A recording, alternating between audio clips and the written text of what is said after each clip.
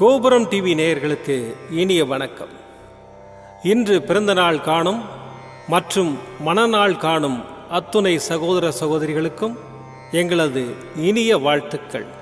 பாபாவின் ஆசிகளோடு பல்லாண்டு காலம் நீங்கள் எல்லா வளங்களும் செல்வங்களும் பெற்று நலமுடன் வாழ வாழ்த்துகிறோம். பாபா அழைக்கிறார். அவரின் பொன்மொழிகளை கேட்பதற்காக, நம் பிரச்சனைகளை தீர்த்து வைக்கும் அற்புதமான கூட்டு பிரார்த்தனை செய்வதற்காக, மேலும் மனம் ஒருநிலைப்படவும் மனம் அமைதி பெறவும் அற்புதமான தியானம் செய்யவும் பாபா அழைக்கிறார். பாபா நம் கரங்களை பிடித்து அழைத்துச் சென்று அற்புதம் நிகழ்த்தவிருக்கிறார். வாருங்கள், பாபாவின் பொன்மொழிகளை தரிசனம் செய்வோம்.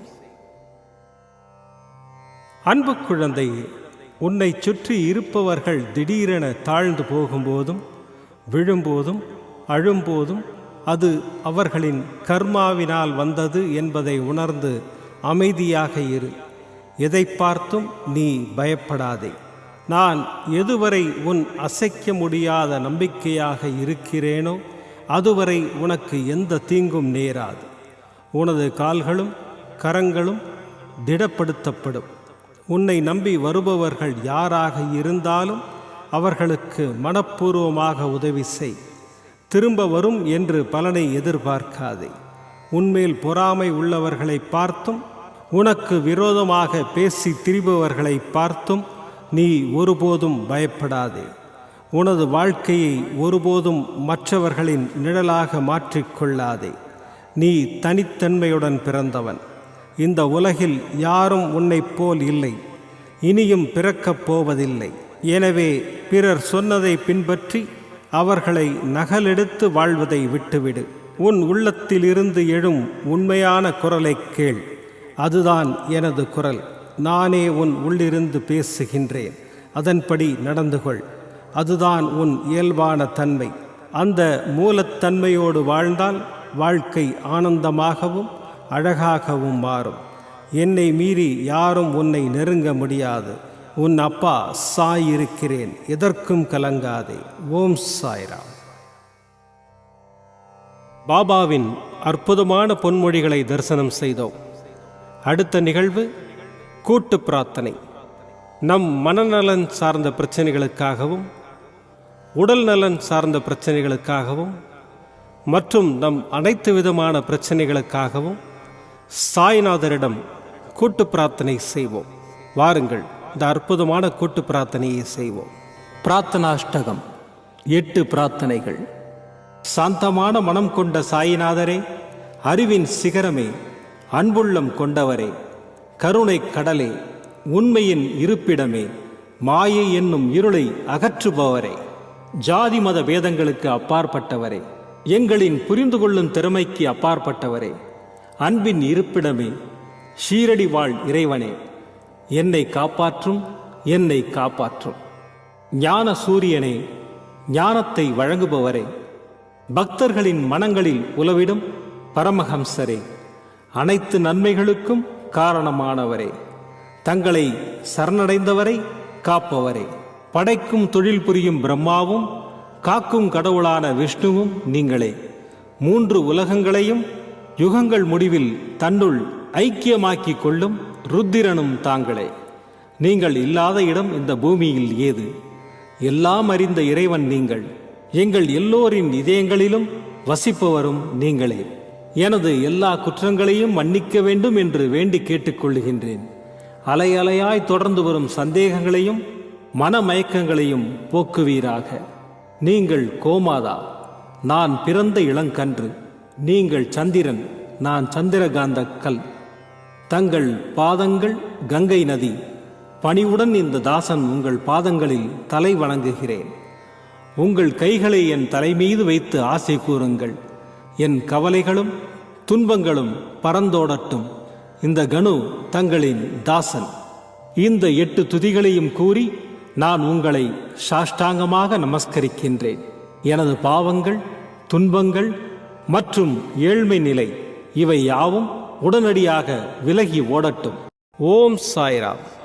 ஓம் சாய்ராம், ஓம் சாய்ராம். அற்புதமாக கூட்டு பிரார்த்தனை செய்தோம். பாபா நம்முடைய கோரிக்கையை ஏற்று நிச்சயமாக நமக்கு அற்புதங்களை செய்வார் என்பது சத்தியம். இனி கண்களை மூடி பாபாவை மனதில் நிறுத்தி பாபாவின் அற்புதமான சக்தி வாய்ந்த மந்திரத்தை அனுபவிப்போம். ஓம் நமோ பகவதே சாய்நாதாய அமிர்தவாக்யவர்ஷாய சகலலோகபூஜிதாய சர்வதோஷநிவாரணாய ஷிரிடிவாசாய சாய்நாதாய தே நமः.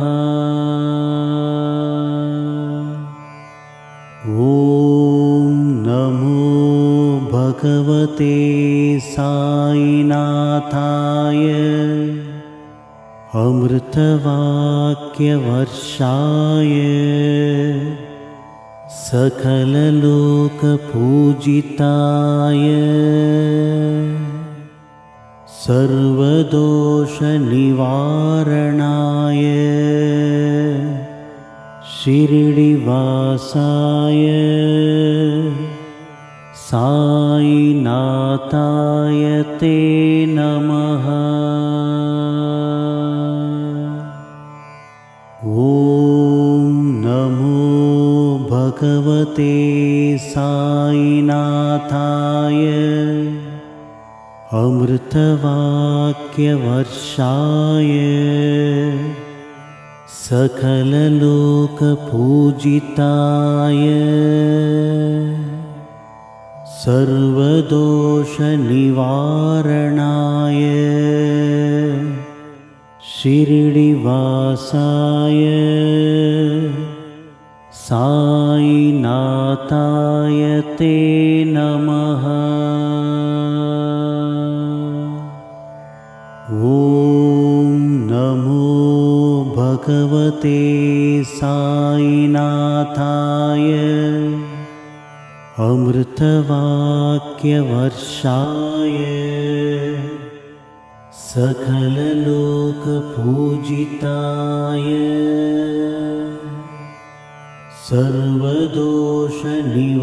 சர்வதோஷநிவாரணாய ஷிரிடிவாசாய சாய்நாதாய தே நமः. ஓம் நமோ பகவதே சாய்நாதாய அமிர்தவாக்யவர்ஷாய சகலலோகபூஜிதாய சர்வதோஷநிவாரணாய ஷிரிடிவாசாய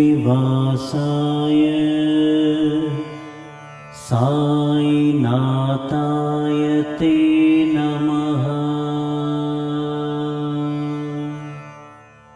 ஓம் நமோ பகவதே சாய்நாதாய அமிர்தவாக்யவர்ஷாய சகலலோகபூஜிதாய சர்வதோஷநிவாரணாய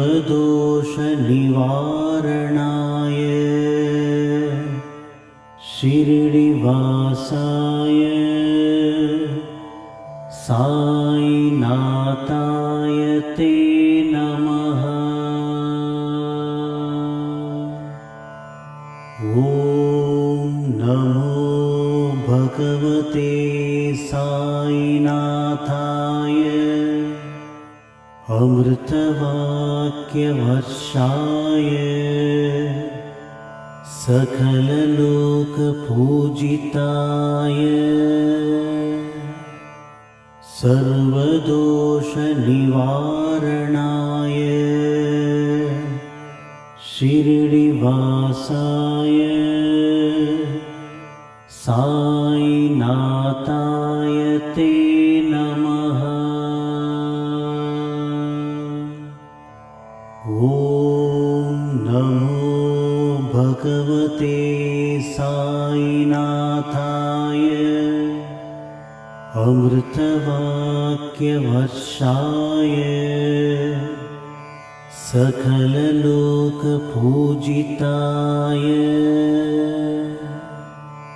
सर्वदोषनिवारणाय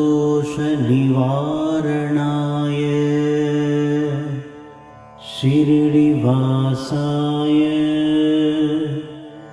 साईनाथाय ते नमः।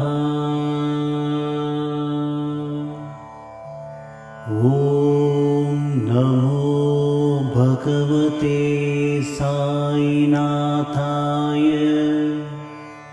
अमृतवाक्यवर्षाय सकललोकपूजिताय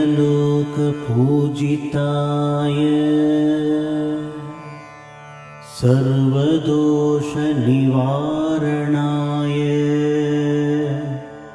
शिरडिवासाय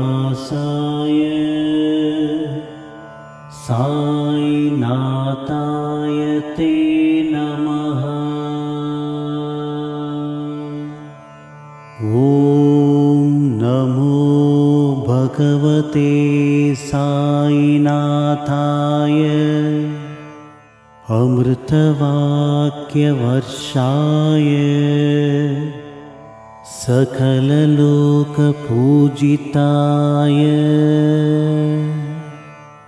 सर्वदोषनिवारणाय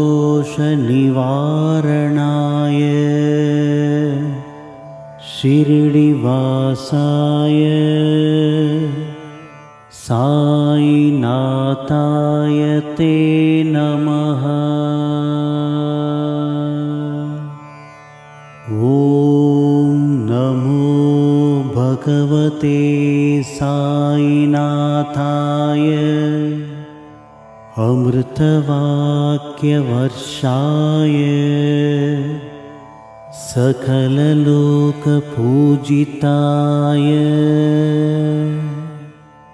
सर्वदोषनिवारणाय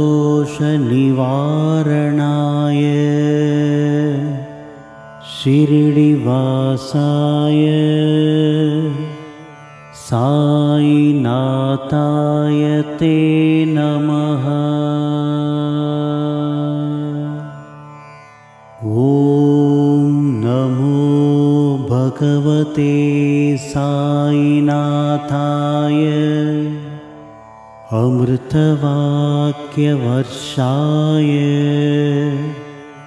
सकललोकपूजिताय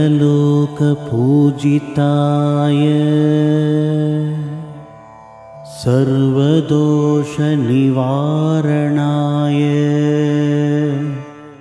शिरडिवासाय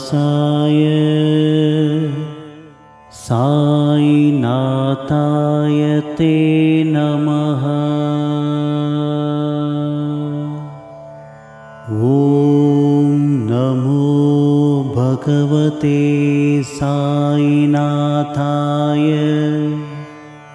अमृतवाक्यवर्षाय सकललोकपूजिताय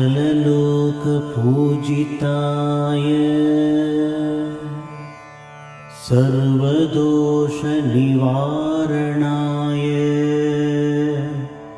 शिरडिवासाय साईनाथाय ते नमः। ॐ नमो भगवते साईनाथाय अमृतवाक्यवर्षाय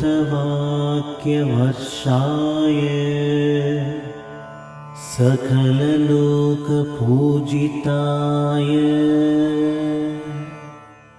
सर्वदोषनिवारणाय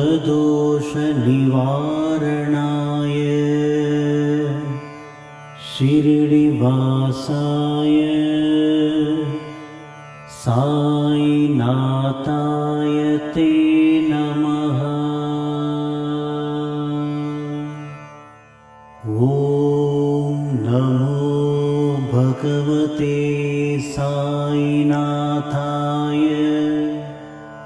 अमृतवाक्यवर्षाय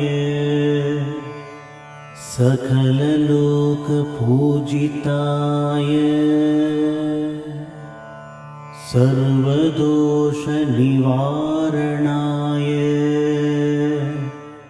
शिरडिवासाय साईनाथाय ते नमः।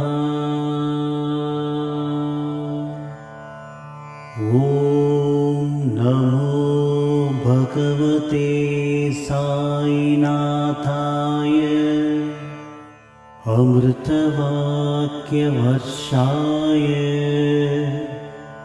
सकललोकपूजिताय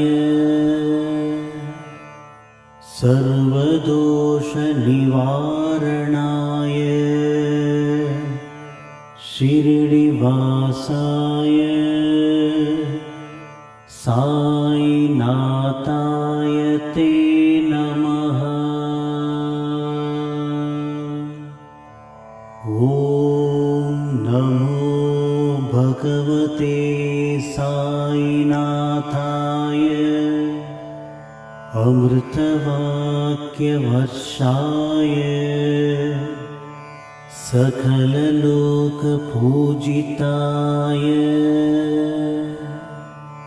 सर्वदोषनिवारणाय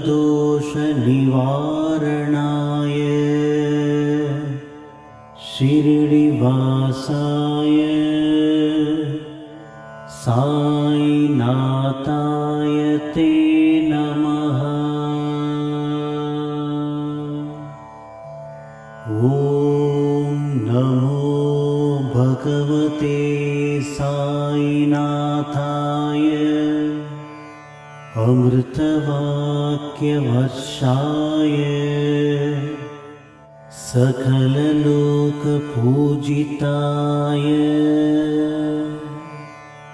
सर्वदोषनिवारणाय शिरडिवासाय साईनाथाय ते नमः। மீண்டும் நாளை காலை இந்த அற்புதமான பாபா அழைக்கிறார் நிகழ்ச்சியில் சந்திப்போம். நன்றி, வணக்கம். விதம் விதமான பக்தி நிகழ்ச்சிகளை உங்களுக்காக தந்து கொண்டிருக்கிறது உங்கள் கோபுரம் டிவி. உங்களுக்கு பிடித்த நிகழ்ச்சிகளை லைக் செய்யுங்கள், உங்களுக்கு பிடித்த மாணவர்களுக்கு ஷேர் செய்யுங்கள். மேலும் சப்ஸ்கிரைப் செய்வதோடு மட்டுமல்லாது அருகில் இருக்கும் பெல் பட்டனை கிளிக் செய்து கோபுரம் டிவி நிகழ்ச்சிகளை உடனுக்குடன் தெரிந்து கொள்ளுங்கள்.